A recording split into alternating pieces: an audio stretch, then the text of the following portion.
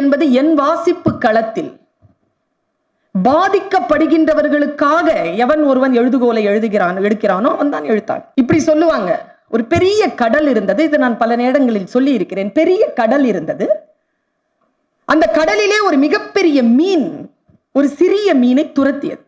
பெரிய மீனுக்கு பசி, கொள்ள பசி. துரத்துது. சின்ன மீன் ஓடுது. ஓடி ஓடி ஓடி போய் இது கிட்ட மாட்டிக்க கூடாதுன்னு சொல்லிட்டு எவ்வளவு முடிதோ ஓடுது. பசியால் துரத்துகிறது பெரிய மீன். செத்துவிடக் கூடாது என்று ஓடுகிறது சின்ன மீன். ஓடி போன சின்ன மீன் ஒரு பாறையில் மோதி நிற்கிறது.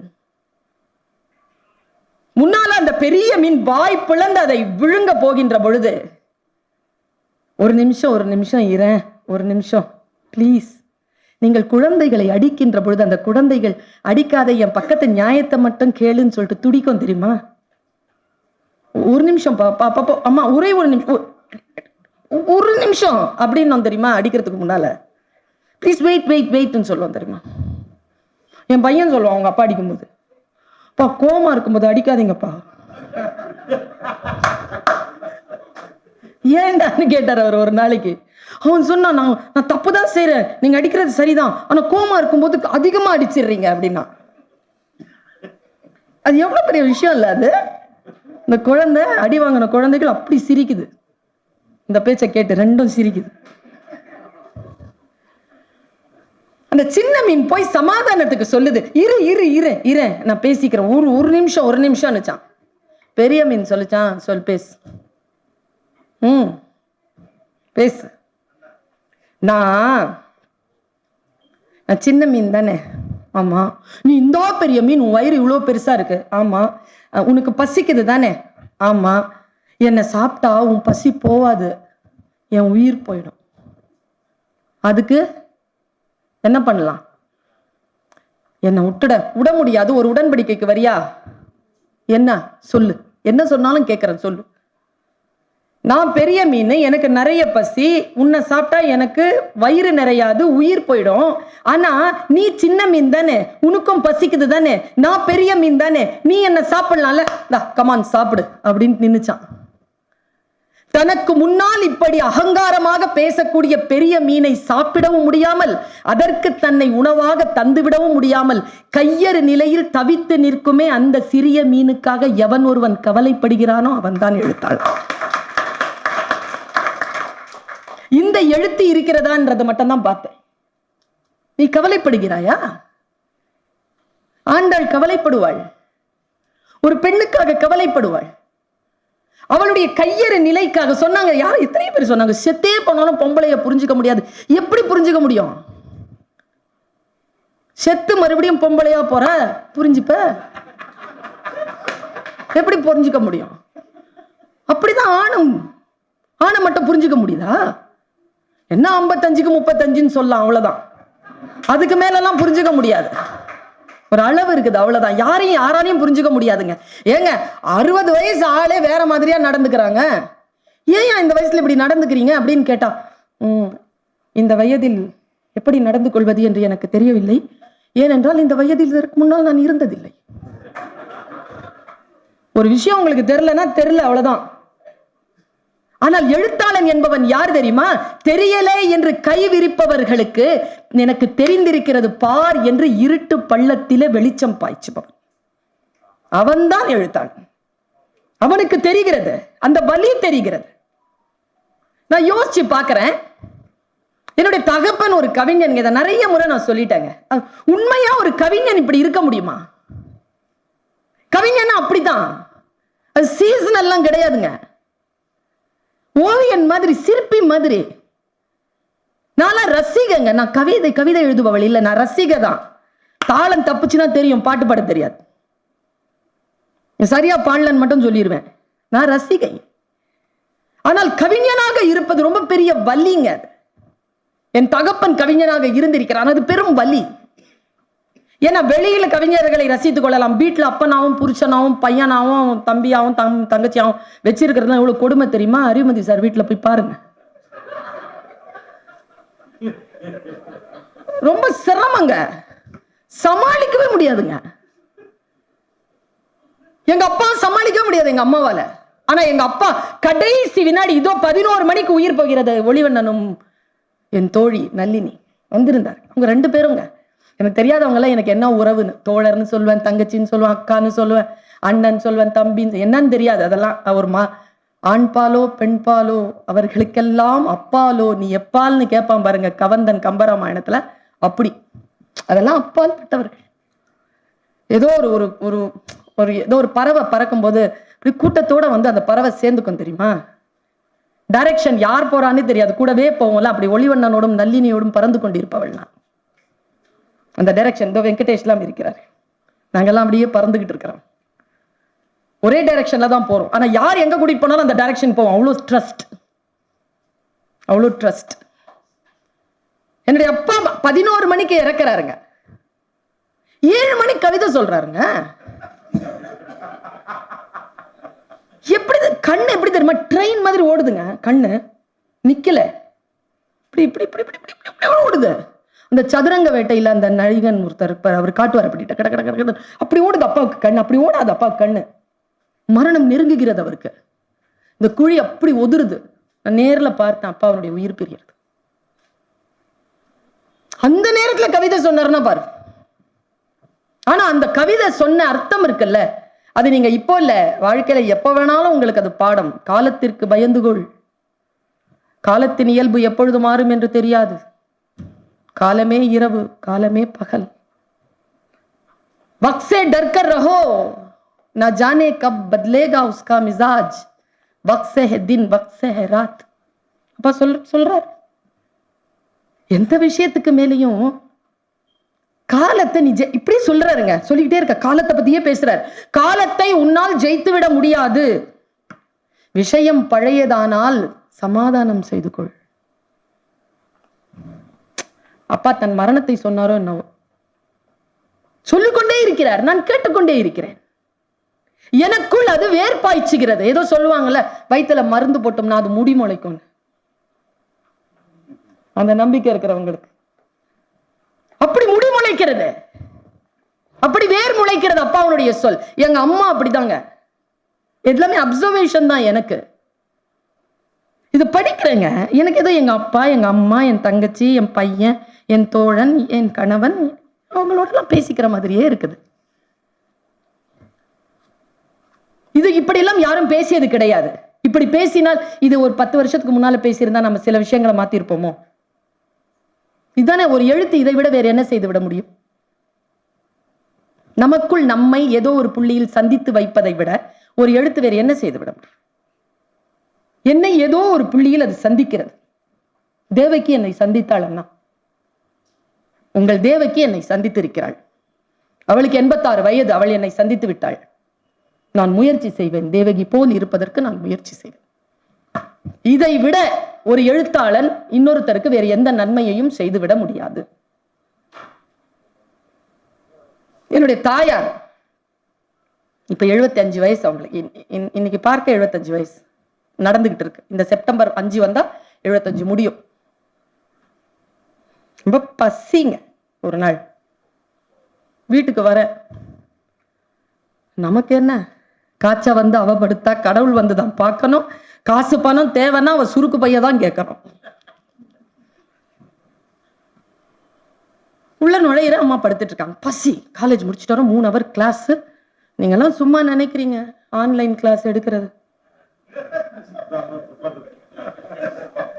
ஏங்க, கேட்கறவங்களை பத்தி மட்டுமே கவலைப்பட்டு பேசுறீங்களே, ஆன்லைன் கிளாஸ் எடுக்கிறவங்களை பத்தி யாராவது கவலைப்பட்டிருக்கீங்களா? அண்டர்ஸ்டாண்ட் அண்டர்ஸ்டாண்ட் அண்டர்ஸ்டாண்ட் சொல்லிட்டு 10 வாட்டி கேட்போங்க. கல் நெஞ்சக்காரங்க உறுத்தியாவது எஸ் மிஸ்.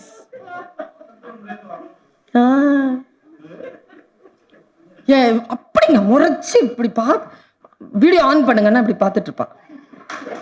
முன்னால இருந்தா தானேங்க, பரணி மேல நின்றுட்டு போற பாக்குற மாதிரி தானே. அது கிட்ட போய் அடிச்சிட முடியுமா, திட்டிட முடியுமா? நான் கிட்கேட் அட்வர்டைஸ்மெண்டா இதை எடுத்து அப்படியே அடிச்சா அந்த பந்து வெளில போறதுக்கு முடியாதுங்க. ரொம்ப கஷ்டமா இருக்குங்க. நெஞ்சு வலியோட வரேன் நான். 3 hour கிளாஸ் எடுத்துட்டு வீட்டுல சோறு இல்லைங்க.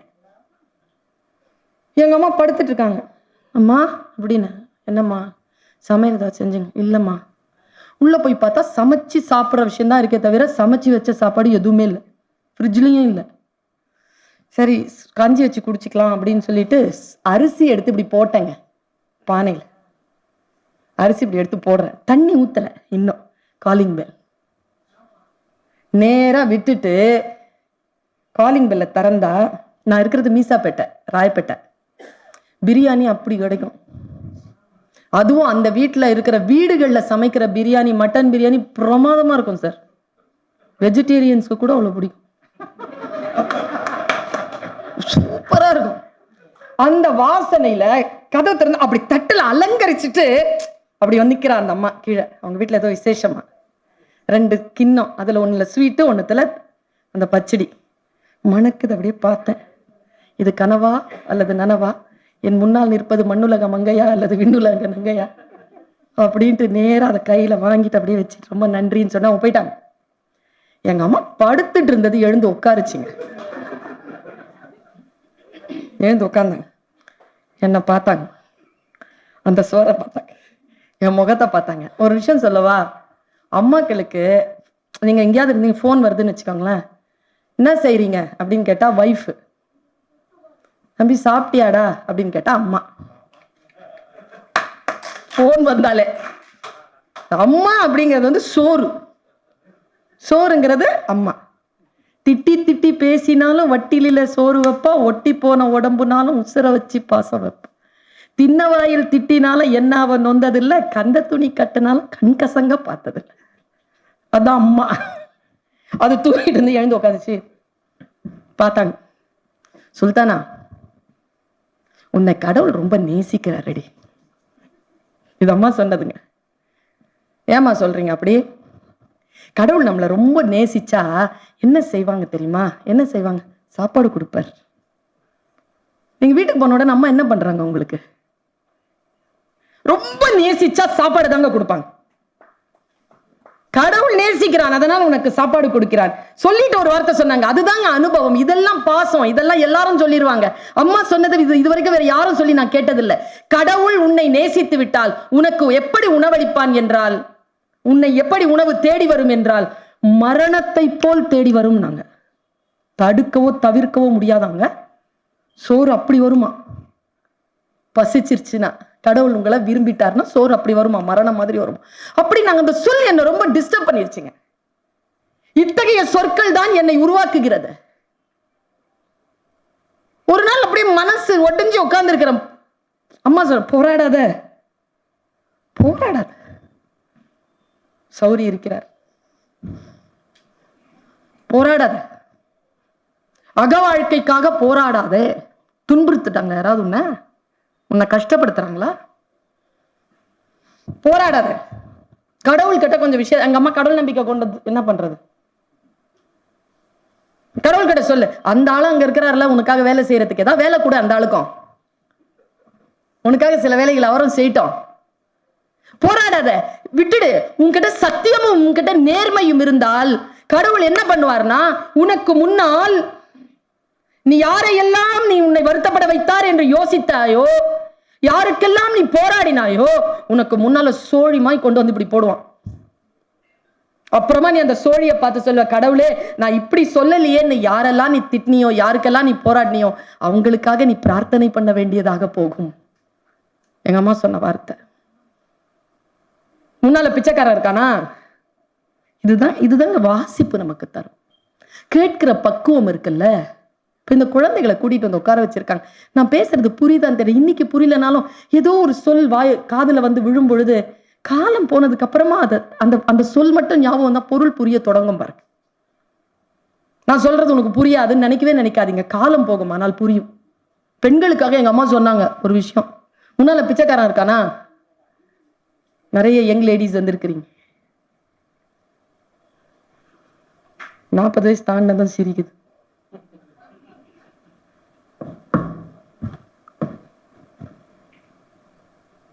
பிச்சைக்காரன் முன்னால இருக்கானா? பிச்சை மட்டும் போடு. பல நேரங்களில் பெண்கள் பிரசாதத்தை போட்டு விடுகிறார்கள். பிச்சைக்காரனுக்கு பிரசாதம் வேணாம், பிச்சை போதும். பல நேரங்களில் அவங்களையும் போட்டுற. சொல்லும் பொருள் ஆழமானது, வாசித்தால் புரிகிறது, கேட்கும் பக்குவம் இருந்தால் உள்ளே பயணம் தொடர்கிறது. நான் வாசிச்சு பார்க்கிறேன் ஒரு கதைங்க, நினைவுகளை துரத்தின்னு ஒரு கதை எழுதியிருக்கிறேன். நிறைய எழுதியிருக்காரு. ஆனா இவருடைய எழுத்து எனக்கு, நான் ஏன் பாராட்டுறேன்னா உங்களை,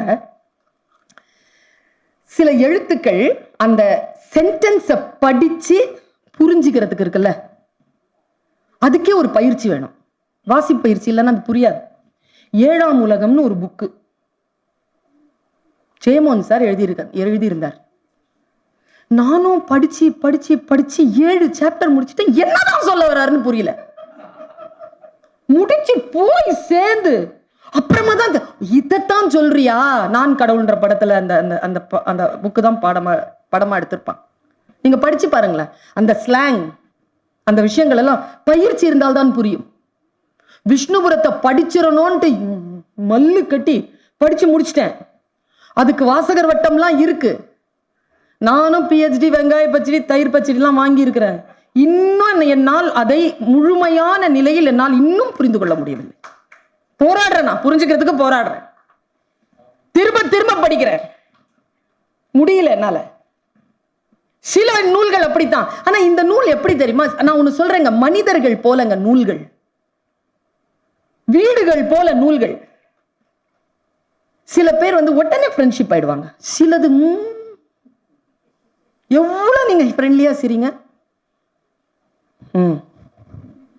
கூட வராது.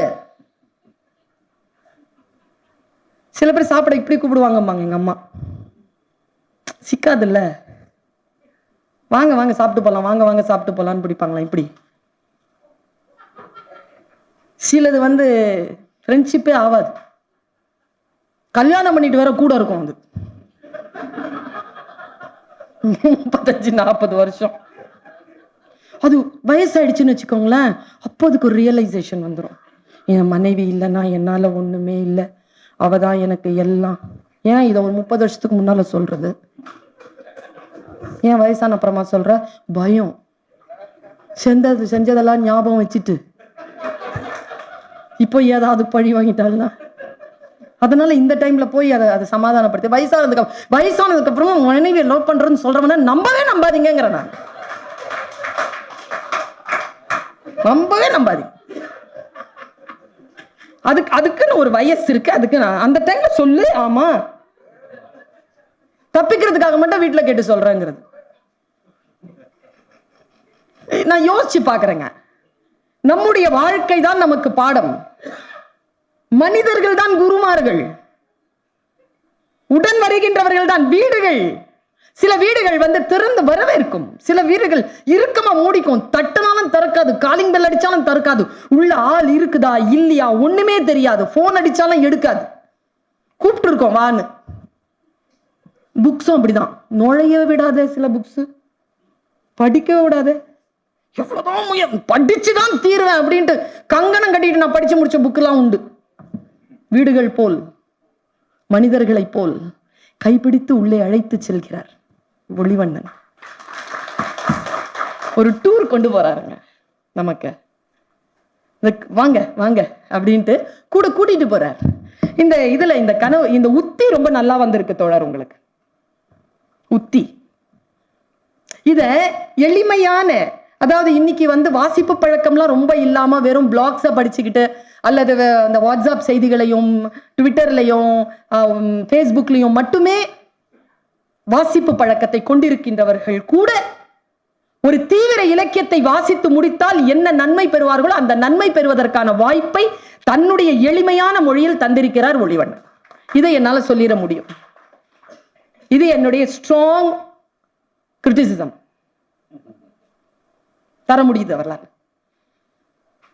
ரொம்ப எளிமையா தான் கொண்டு போறார். ஆனா அது என்னன்னு தெரியல, ஓவரா இந்த அம்மா பேசுவாங்களா என்னன்னு தெரியல. 2 பேருமே பேசிப்பாங்க போல இருக்கு. ஓவரா நிறைய டயலாக்ஸ்ங்க. அவர் கூற்று முழுக்க முழுக்க டயலாக தான் நிறைய வருது. 40 பக்கம் இருக்குன்னா அதுல 5 பக்கம் தான் இவர் எழுதுறாரு. மற்றதெல்லாம் பாத்திரங்கள் பேசுது. டயலாக்ஸ், நிறைய டயலாக்ஸ் இருக்கு. அப்புறம் இன்னொரு விஷயம், அந்த நேர்மையை நான் பாராட்டுறேன். அது உண்மைதான். நாங்க கம்பராமாயணத்துல ஒரு வாட்டி கம்பன் கழகத்துல ஒரு தலைப்பு வச்சு எங்களை பயிற்சி பண்ணாங்க. என்ன தலைப்புனா சண்முகம் சார், கம்பனை எழுத வைத்த பாத்திரங்கள் அப்படின்னு ஒரு தலைப்பு கொடுத்தாங்க. கம்பன் எழுதிய பாத்திரங்கள் ஒன்று, கம்பன் உருவாக்கிய பாத்திரங்கள், கம்பனை உருவாக்கிய பாத்திரங்கள், கம்பனை எழுத வைத்த பாத்திரங்கள். என்ன இப்படி எழுது, அவரு அந்த நினைவுகளை துரத்தி அப்படிங்கிற ஒரு கதையை நீங்க படிச்சு பாருங்க. அந்த கதை டிஃப்ரெண்டா இருக்காது. இந்த 96 அப்படின்னு ஒரு படம் பார்த்தோம்ல நாம, அதனுடைய சாயல் கொஞ்சம் இருக்கு. ஆனா அது இல்லை, அது இல்லை, இது வேற. நீங்க வாசிச்சா உங்களுக்கு புரியும். அந்த வாசிப்பிற்கு நடுவில் இன்னொரு ஒரு விஷயம் என்னன்னா, இப்ப பர்வீன் சுல்தான் நான் பேசுறேன்னு வச்சுக்கோங்களேன், என்ன மாதிரி பேச முடியாது யாராலையும். கொஞ்சம் மிமிக்ரி பண்ணலாமே தவிர ஃபுல்லா பேசிட முடியாது. என்னை பத்தி என்னுடைய நண்பன் ஒருத்தன் ஃபேஸ்புக்ல ஒரு கமெண்ட் போட்டிருந்தான் என் பேச்சை பத்தி. அதை நான் ஃபேஸ்புக்ல இல்ல, அதை சனியன்கின்லாம் நான் சொல்ல மாட்டேன். அது என்னன்னு தெரியாம எப்படி சனியன்னு சொல்றது எனக்கு தெரியாது, நான் அதுக்குள்ள இல்லை. அந்த நண்பன் போட்டதை ஒருத்தர் வந்து பிடிச்சி வாட்ஸ்அப்ல எனக்கு போட்டிருந்தார். என்ன சொன்னா, பர்வீன் சொல்லும் கருத்து முக்கியம் இல்லை, அவர் எப்படி சொல்கிறார் என்பதுதான் முக்கியம். ஒரு 1000 பிடரி நிறைந்த சிங்கங்களின் அணிவகுப்பை பார்க்கின்ற ஒரு கவிஞனுடைய மனம் போல் பர்வீன் பேச்சை கேட்டால் நாம் பரவசமாகிறோம் அப்படின்னு போட்டிருந்தான் பாருங்க. அப்ப நான் நினைச்சேன், இவன் பாராட்டுறானா திட்டுறான்? என்ன, நீ பேசுறது முக்கியம் இல்ல, நீ பேசுறத பாக்குறதும் கேட்கறதும் தான் முக்கியம் அப்படிங்கிறான். சில வெளிப்பாடுகள் இருக்குல்ல, அது ரொம்ப முக்கியமானது. இதுல அந்த நேர்மை இருக்குல்ல, நீங்கள் எதை நம்புகிறீர்களோ அதை நீங்கள் வெளிப்படுத்துகிறீர்கள். அவர் சொல்றார், இதை நான் இப்படித்தான் முடிக்க வேண்டும் என்று நினைத்தேன் அப்படின்னு சொல்லிட்டு அந்த நான் படிச்சேங்க ஃபுல்லா. என்னதான் செய்றீர் நீர் பாத்துக்கலாம். நான் ஏன்னா பயங்கரமான பிரச்சனைக்கு உட்பட்டு ஒரு 2-3 வருஷத்துல பிரிஞ்ச பேரு 30 வருஷத்துக்கு அப்புறமா சந்திக்கிறாங்க. ஆனா பயங்கரமா இருக்க 2 பேருடைய கெமிஸ்ட்ரியும். என்னதான் பண்ண போறாங்கன்னா அடபடான்னு சொல்லிட்டு விட்டுட்டு போயிடுவாரா அப்படின்னு பார்த்தா இப்படிதான் விட்டுட்டு போனோம்னு நினைச்சேன். ஆனால் எழுத்தாளனை பல நேரங்களில் கதாபாத்திரங்களும் கதையும் அழைத்து செல்கிறது. நான் என் கதாபாத்திரம் எப்படி என்னை படைக்க வேண்டும் என்று, இந்த கதையை முடிக்க வேண்டும் என்று சொல்கிறதோ அப்படி இதோ நான் இந்த கதையை முடிக்கிறேன்னு சொல்லிட்டு அடுத்த 2-3 பக்கம் வந்து கதையை முடிக்கிறேன். நீங்களும் நானும் எதிர்பார்க்காத அளவுல அந்த கதை முடியுது. ஆனால் அதுதான் யதார்த்தம். இந்த யதார்த்தம்ன்ற சொல் இருக்கு இல்லையா, அந்த சொல் வந்து பல நேரங்கள்ல பல விஷயங்கள்ல நமக்கு வந்து ட்விஸ்டா வந்து நிற்கும் பொழுது அது திரைப்படமாகவும் இலக்கியமாகவும் நமக்கு படுகிறது. வாழ்க்கை அப்படிதான். ஜெயகாந்தன் தான் சொல்லுவார், வாழ்க்கையில் இதெல்லாம் நடக்கிறதா, இப்படியெல்லாம் நடக்கலாமா, இப்படியெல்லாமா நடக்கிறது என்கின்ற அத்தனை கேள்விகளுக்கும் ஆம் ஆம் என்று சொல்லியே நகர்கிறது வாழ்க்கைன்னு சொல்வார் அவர். எல்லா கேள்விகளுக்கும் வாழ்க்கை ஆமாம் என்று சொல்லியே நகர்கிறது. இதுல இந்த நினைவுகளை துரத்தி அந்த சுஷ்மிதா, அந்த ராகுல், எனக்கு ரொம்ப பிடிச்சமான கேரக்டர் அஜித். பிரமாதமான கேரக்டர் அஜித். அவன் ஒரு கேள்வி கேட்கிறா, எல்லா பெண்களும் கேட்கிற கேள்வி ஆண்களை பார்த்து. ஆனால் அந்த கேள்விக்குரியவர்கள் ஆண்கள் இல்லை. ஆண்களுக்குள் எவ்வளவு தவிப்பு அடங்கி இருக்கிறது அப்படின்னு ஆணுக்காக பேசக்கூடிய ஒரு குரல். இது பல நேரங்கள்ல நாம வந்து அப்படி சாடிட்டு போயிடுறோம் இல்லையா. அப்படி சாடிட்டு போறதுக்காக இல்ல. நான் ஒரு விஷயம் சொல்றேங்க, அம்மாவை புரிந்து கொள்வதற்கு புத்திசாலித்தனம் தேவையில்லை, அப்பாவை புரிந்து கொள்வதற்கு புத்திசாலித்தனம் தேவை. ஒரு பெண்ணை வந்து புரிஞ்சுக்கவே முடியல அப்படின்னா அது குறைஞ்சிருக்குன்னு அர்த்தம். ஒரு ஆண் சொல்கிறான் அப்படின்னா கொஞ்சம் புத்திசாலித்தனம் இருந்தா புரிஞ்சுக்கலாம், அது என்னங்கிறத புரிஞ்சுக்கலாம். இவரும் அதை எழுதி இருக்கிறார். இதுல இத்தனை பேர் வந்து இதை சொல்றாங்கன்னா காலங்காலமா இதையே சொல்லிட்டு இருப்பீங்களா நீங்க? அப்புறம் நான் ஒரு கதை எழுதியிருக்காங்க மனுஷன். நான் சொல்றேன், யூத் 17-18 வயதில் இருக்கக்கூடியவர்கள் படிக்க வேண்டிய கதை. படிங்க. இன்னைக்கு வந்து ஒரு காலத்துல இருந்ததுங்க, நாம் இருவர் நமக்கு மூவர், தாத்தா காலம் இல்ல. அப்புறமா முக்கோணம் போட்டு விட்டான், நாம் இருவர் நமக்கு இருவர். அதுக்கப்புறம் நம்ம காலம், நாம் இருவர் நமக்கு ஒருவர். இப்ப நம்ம பிள்ளைங்க காலம், நாம் தான் இருவர் நமக்கு எதற்கு இன்னொருவர்? இப்போ அடுத்தவங்க காலம் வந்துருச்சு. நாம் எதற்கு இருவர்? அவரவர் அவரவர் அவரவர் லிவிங் டுகெதர் பத்தி எழுதியிருப்பாருங்க மனுஷன். ஐயோ அப்பா, தொடக்கமே வந்து உண்மையா சொல்றேன், இந்த சீரியல் நிறைய பார்த்து, சினிமா நிறைய பார்ப்பாரோ, நெட்ஃபிளிக்ஸ் சினிமா பார்ப்பாரோ, ஹாலிவுட் படங்கள்லாம் உங்களுக்கு தெரியாம செய்யறாரு, கவனிங்க. தெரியுது நிறைய படம் பார்க்கறாருன்னு தெரியும். அந்த அந்த திரைக்கதை மாதிரி ஓடுது. அவர் சொன்னார்ல ரவி சுப்பிரமணியம், ஒரு நெகு நெகு நெகு நெகுன்னு ஓடுது கதைன்னு. ஒரு விதமான விறுவிறுப்பு இருக்கு. அந்த விறுவிறுப்பு வந்து அது சாதாரண எளிமையா வாசிக்கிறவங்களுக்கு அந்த விறுவிறுப்பு ரொம்ப பிடிக்கும். எவ்வளவுங்க காசு இந்த புக்குக்கு? எவ்வளவு காசு? 150 ரூபா தான். வாங்கிட்டு போங்க. எவ்வளவுங்க? 00 போட்டிருக்கோம். இது அதனாலதான் அதை கொடுத்தீரோ? ஓகே, 380 50 தானே? 350 rupees, பட் வர்த். ஒரு ஹோட்டலுக்கு போயிட்டு நம்ம வந்து சாப்பிட்றோம் அப்படின்னு சொன்னா அது கண்டிப்பா அது அந்த காசை வந்துருது. தனியா சாப்பிட்டாலே வந்துருது. 2 பேர் சாப்பிட்டா டபுள் ஆகுது. ஜிஎஸ்டி வேற போடுறாங்க. இல்லை ஒண்ணுமே இல்லாம ஒரு 350 ரூபாய்க்கு சரியான ஃபீஸ்ட் உங்களுக்கு. இந்த புத்தகத்தை படிக்கின்ற பொழுது, அப்பர்ணா என்கின்ற ஒரு புத்தகம், நீங்கள் உங்களுடைய குழந்தைகள் வீட்டில் இருந்தால் அந்த குழந்தைகளிடத்துல சத்தமா போட்டு படிங்க அந்த புக்கை, அந்த அந்த கதையை படிங்க. இந்த சின்ன குழந்தைகள்லாம் இருப்பாங்கல்ல, 12 years 13 years, படிங்க, பரவாயில்ல. ஒரு பொண்ணு இருக்கிறாங்க. நான் வந்து நம்ம குமரேசன் சார் மாதிரிலாம் நான் இந்த கதையை சொல்ல மாட்டேன், அவெல்லாம் சொல்ல மாட்டேன், சொல்லுவேன். மொத்தமா சொல்ல மாட்டேன், 1 2 சொல்ல. அந்த ஸ்வீட் கடையில போய் இந்த ஸ்வீட் நல்லா இருக்கான்னு சொல்லி இப்படி தூக்கி அப்படி புட்டு கொடுப்பாங்களா, அந்த ஒரு நாள் அப்படிதாங்க கோயம்புத்தூர்ல தான் வெங்கடேஷன்ஜி. ஒரு புக்கை நான் நல்லா பேசிட்டேன், 75 ரூபா கூவி கூவி வித்தாச்சு, எல்லாமே வாங்கிட்டாங்க. சேரன்ல ஒருத்தர் வந்து நின்னுட்டாருங்க. மேடம் நீங்க எனக்கு 75 rupees தரணும் மேடம். ஏன் சார்னு கேட்டேன். உங்க பேச்சை கேட்டு இந்த புக்கை வாங்கிட்டேன். உங்க பேச்சு தான் நல்லா இருந்துச்சு, புக்கு ரொம்ப சுமாரு, புக்கு ரொம்ப சுமாரு, மரியாதை 75 ரூபா கொடுத்துட்டு போகிறான் அவன். உண்மையாவல்ல, வர்த் வாங்குறது வர்த், WORTH வர்த்.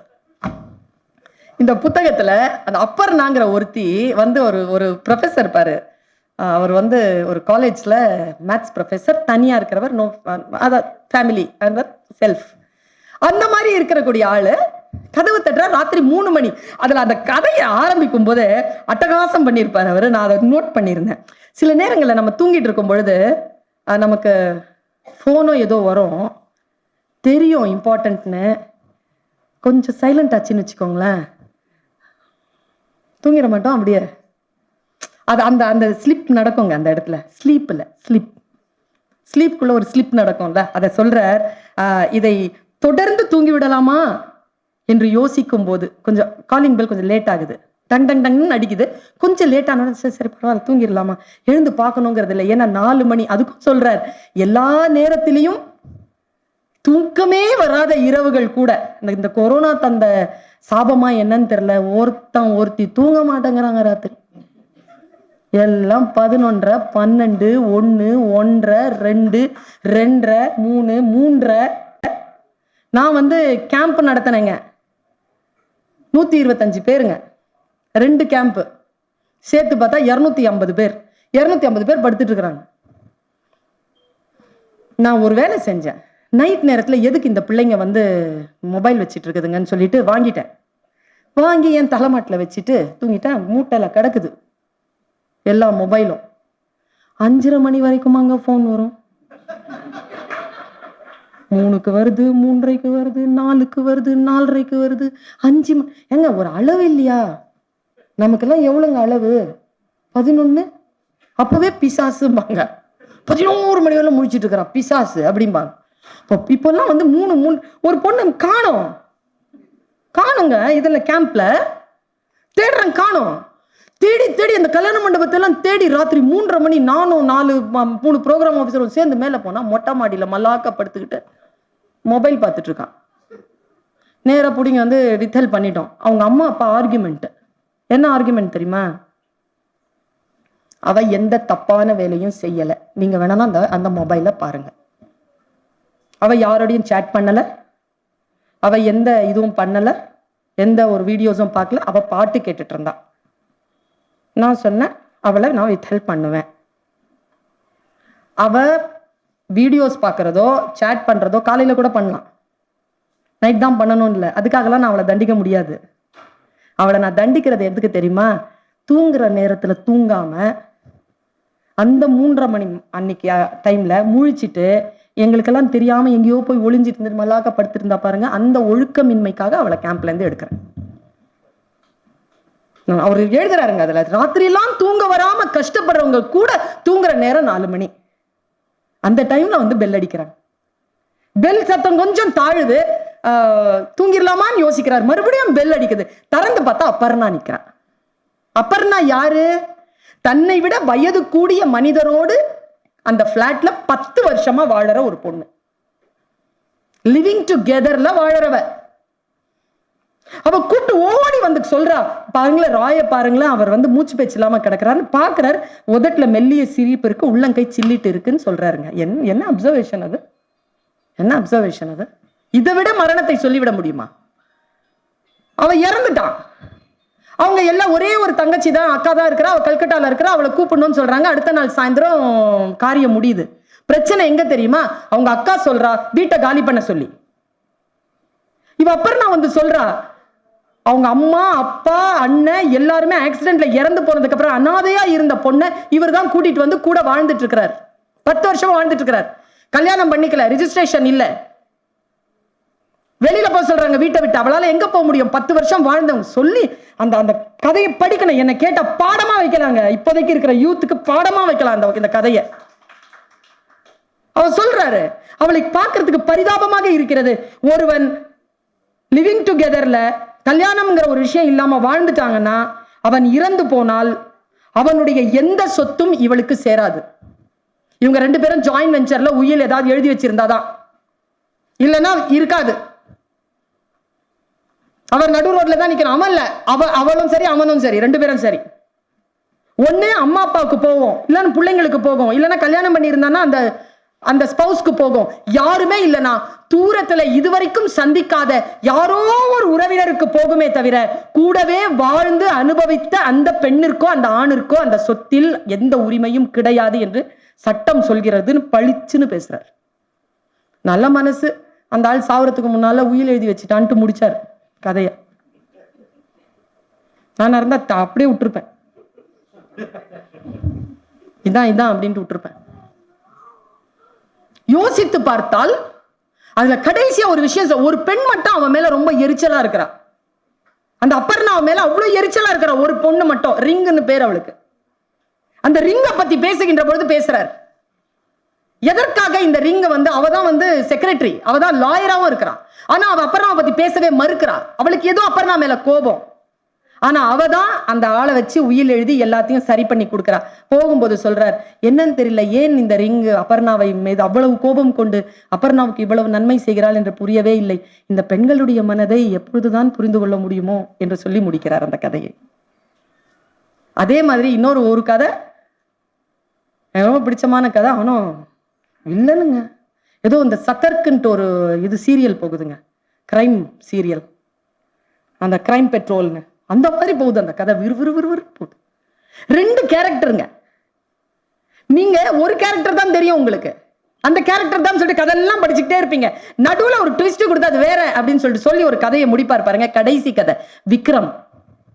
நான் இந்த கதையை அப்படி விட்டுறேன். உண்மையாங்க படுத்துட்டு தாங்க படிச்சுட்டு இருந்தேன் நான். வெளியில் வாசலில் குழல் விளக்கு எரிய போலீஸ் வண்டி வந்து நின்றது. இவள் ஓடி போய் கதவை திறந்தாள். 6 அடி உயரத்தில் விக்ரம் நின்றிருந்தான். அப்படின்னு உடனே எந்திரிச்சு, போயிடுச்சே பார்ட்டி, மறுபடியும் எப்படி வந்துச்சு அப்படின்ட்டு எழுந்து உட்காந்து ஃபுல்லா படிச்சேங்க நான். கடைசி கதையில சொல்லி முடிச்சிருக்கிறார். விறுவிறுப்பான ஒரு எழுத்துக்கே உரிய, அதாவது எங்க அழகிய பெரிய அண்ணா சொல்வார், அவருடைய ஒரு புத்தகத்தை படித்துக் கொண்டிருக்கிறேன், யாம் சில அரிசி வேண்டினோம் அப்படின்னு ஒரு புத்தகம். அவருடைய முதல் ஒரு கதை இருக்கு, நல்லிசை வல்லிசைன்னு ஒரு கதை. பிரமாதமான எழுத்தாளர். அவர் சொல்வார், எப்பவுமே எந்த ஃபீல்டுக்குமே நீங்க வரீங்கன்னா எப்படி தெரியுமா வரணும், அந்த ஃபீல்டுக்குள்ள எப்படி உள்ள வரணும்னா ஒரு வயக்காட்டுல யானை நுழையிற மாதிரி நுழையணும் பார். இந்த பேங்கிங் இருக்குல்ல, அது நடக்கணும் பார். இந்த அறிவுமதி அண்ணாவெல்லாம் எப்படி தெரியும் எனக்கு? அவருடைய எழுத்துக்கள் தானே. எப்படி தெரியுமா எழுதுவார் அவரு? பிசாசு பிசாசு எழுத்துக்கள். நிக்கவே முடியாதுங்க மனுஷனால அவர் எழுத்துக்களுக்கு முன். அப்படி எழுதுவாங்க மனுஷன். ஒரு வாட்டி எழுதுறாரு, தொட்டிலில் குழந்தை. அம்மா படிக்கணும், அதெல்லாம் படிச்சிருப்பீங்க. தொட்டிலில் குழந்தையின் அழுகுரல், வரப்பில் பண்ணையார், வயலில் சொட்டியது தாய்ப்பால்னு எழுதுவார். இதை விட எழுத முடியுமா? ஒருத்தன் எழுதுனா, சிவகாசி தீப்பெட்டியை திறந்து பார்த்தேன், ஐயோ எத்தனை பிஞ்சு விரல்கள். அப்படி மண்டையில அப்படி புகுந்து அப்படி நெருப்பு மாதிரி வரணும். ஐயோன்னு சிலிர்த்துறோம் நமக்கு. அம்மாடின்னு சொல்லிட்டு பிடிச்சிக்கணும். இவளையா இவனையா இப்படியா பண்ணிட்டோம் நாம அப்படின்ட்டு நமக்கு நாமே உள்ளுக்குள்ளாக ஒரு குறுக்கு விசாரணை நடத்துகின்ற ஒரு ரசவாதத்தை ஒரு எழுத்து ஏற்படுத்தி விட வேண்டும். அப்படிப்பட்ட எழுத்துக்களை பல கேள்வி கணைகளின் மூலமாக தேவகின்னு ஒரு அம்மா, 86 வயசுல ஒரு அம்மா எப்படி இருக்கணும் அந்த ஸ்டேஜ் இல்ல மேடம். நம்ம எல்லாம் பெண்கள்லாம் ரொம்ப ஆண்கள் கூட தான் பாவம். அவங்க எங்க போவாங்க? அவங்களும் பாவம் தான். 17 வயசுல இருந்து 25 வயசு வரைக்கும் மாங்குன்னு படி படி படி படி, இன்ஜினியர் படி, டாக்டர் படி, நீட்டு. ஒருத்தன் வந்து கேட்கறாரு என்கிட்ட, நான் தான் பிஆர்ஓ காலேஜ்ல, அட்மிஷன் பிஆர்ஓ, ஸ்கூல் பக்கத்துல அந்த பிஆர்ஓ இது அட்மிஷன் நடந்திருக்கு. நான் காலேஜ்க்கு. அவர் வந்து ஃபர்ஸ்ட் ஸ்டாண்டர்ட்க்கு சீட் வேணும் மேடம், பக்கத்துல அங்கங்க. மேடம் நீட் எக்ஸாம்க்கு நீங்க ட்ரைனிங் கொடுப்பீங்களா? யாருக்கு? ஃபர்ஸ்ட் ஸ்டாண்டர்டுக்கு. நான் மீறி சொல்லிட்டேன், ஃபர்ஸ்ட் ஸ்டாண்டர்ட்லயே நீட் எக்ஸாம்க்கு ப்ராக்டிஸ் கொடுத்தோம்னா உங்க குழந்தை லூஸ் ஆயிரும், பரவாயில்ல. என்ன சொல்றது? வேற என்ன சொல்றதுன்னு சொல்லுங்களேன், எனக்கு ஒன்றும் புரியல. இந்த மாதிரி வாழ்க்கையினுடைய நுட்பங்களை அறியாமல், ஒரு அழகியலை அறியாமல், life itself is sufficient to celebrate.